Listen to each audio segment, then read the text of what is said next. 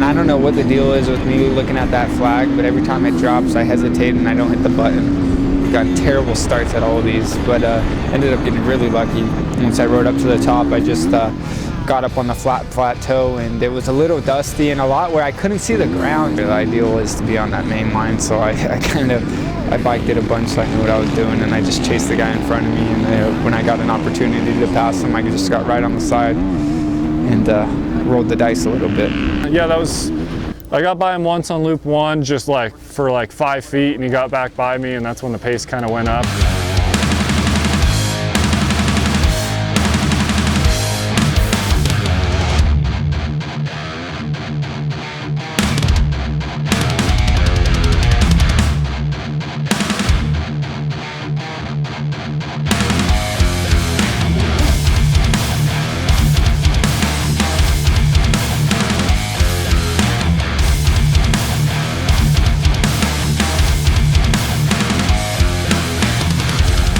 I think loop 1 was just because it was the dirt was wet. You know, it was fast, but there was bigger whoops, so it was easy for the 250 to stay. I just held the thing wide open and just didn't really back off, and just banking off the berms and in the creeks. I was really just using the walls and everything.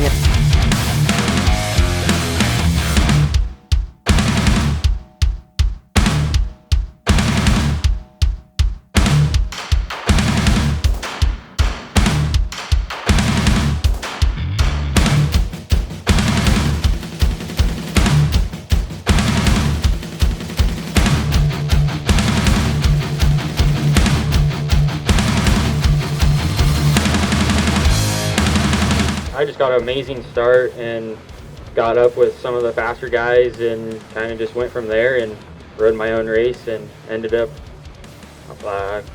passing for 6th overall towards the end. Good day of racing just because it was wet. I usually don't get a good start because I'm a big boy on a 250, but just tried to settle in pretty far up and not make any mistakes and lose ground. Yeah, then a couple of those top 250 guys came by and passed me, and I was like, man, I'm really up here right now. But still didn't even know where I was at, didn't even know if I was in the lead or not. So I kind of just put on a charge at the beginning to see if either I was gonna catch someone or just, yeah, at that point build a gap. So came in from the first loop, I think like a minute and a half in front, and then just kind of tried to not make too many mistakes on that second loop, because normally I lose a lot of time on the second loop. I had a terrible start and I could see Rachel, so I was just like, hey, I gotta ride smooth, because that's kind of my biggest issue, is just eating crap all the time.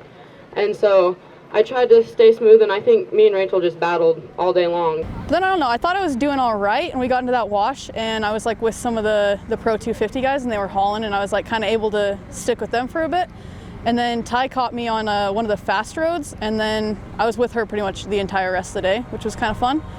I never seen Ava, I didn't even know where she was at, so that was like kind of a little bit of a surprise when I came into the finish, and I was like, where was she?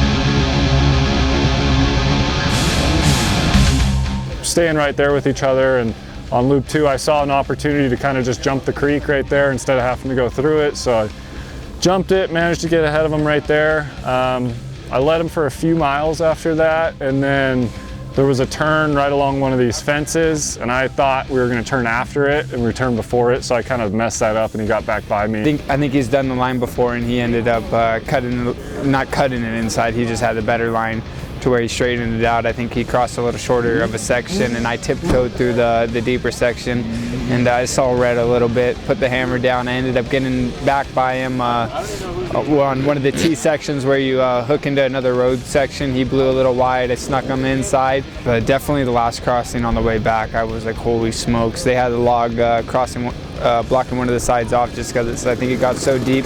And then the last little section through it, the current was pretty strong too. I was right behind Zane going through there, and I saw it fighting him a little bit. I was like, oh God. And it looked like the water was pretty high. It looked above the boots and whatnot. So definitely a deep crossing, but I got part jet ski on that KTM 450, so we were dialed.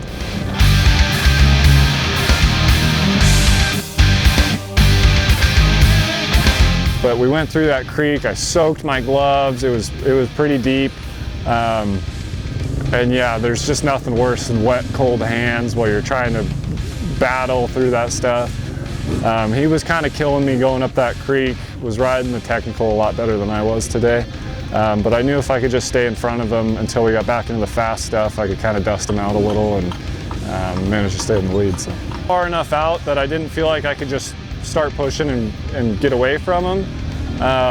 So I kind of knew I was just buying my time till we got really close, you know. Put the hammer back down and then cruising into the last alternate pit, I juiced up. He didn't juice up and he got around me, but I instantly got right behind him, right on his rear wheel, and there was hope. I felt it, and yeah, but P2 on the day.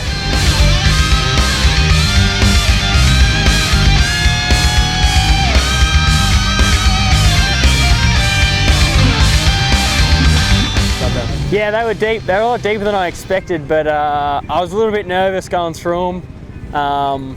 Obviously, you don't want to make 85 miles and then drown your bike in a creek, so I got through them all right though, which I was okay, and then just trucked along home and brought it into the finish.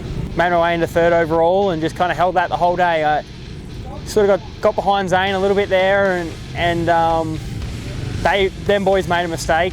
They gapped me a little bit and then they made a mistake and I was able to get back on them. But by the time of the last alternate pit, hanging onto the 250 through whoops the whole day and just having it wide open the whole time, I was pretty smoked. So I didn't really have much left and they kind of just pulled a massive gap on the last section. But to stay with them through all 3 fuel points, I'm pretty happy.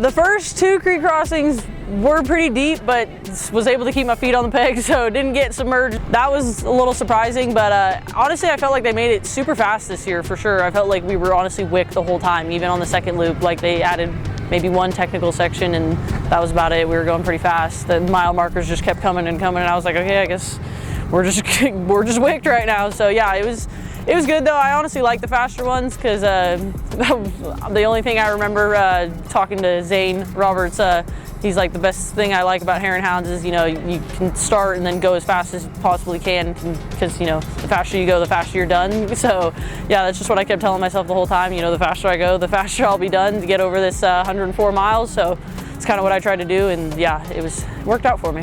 The first one was like not that bad, and so then I kind of just had different expectations, and I went into the second one and it was pretty bad, and I was like, oh, I just wasn't expecting it. So my boots were fully soaked. That was pretty fun. I feel like I was struggling mentally a little bit in that canyon, and so I don't think it was my best performance, but we did make it through there. I feel like sometimes I get really impatient when I'm like behind someone, especially if they're in my class, and I start making like rushed passes, and then I either end up wrecking or don't make the pass. So I was trying to be like super patient and not try and force anything or like get a little too crazy. So I think maybe I was a little too patient, but yeah, so like the first loop I was just really trying to pace off her and just see where I ended up. And then the second loop, she wrecked like really hard leaving the pits, and I thought that she was gonna be back a ways because it was a bad wreck, and I stopped for her and she's like, yeah, I'm fine. So then I took off, and I was like, all right, this is perfect because now I can kind of like not try and die in these whoops. I can dial it back a little bit,